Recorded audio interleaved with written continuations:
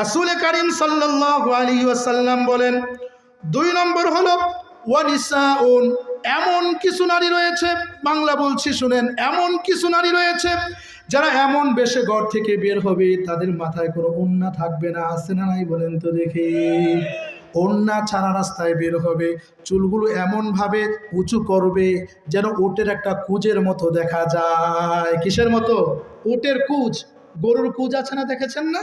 কোষটা যদি একটু লম্বা হয়, এদিক ওদিক ধুলে ধুলে কিনা বলেন। এরা যখন রাস্তায় বের হবে উটের কুজের মতো হেলে দুলে তারা বের হবে, তারা নিজেরাও আকৃষ্ট হবে, অন্য পুরুষকেও তারা আকৃষ্ট করবে।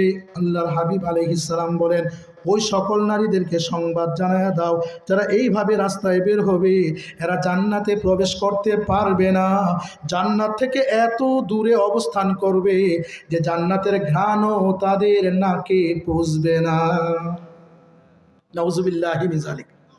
এগুলো নারীদের মধ্যে আছে কিনা বলেন তো দেখি?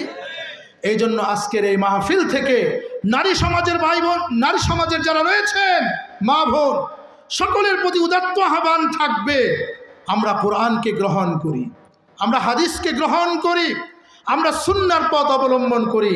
যারা সাহাবায়ে কেরাম, মহিলা আয়েশা রাদিয়াল্লাহু আনহা, ফাতিমাতুজ জাহরা রাদিয়াল্লাহু আনহা, ওনাদের জীবন ইতিহাস তালাশ করি।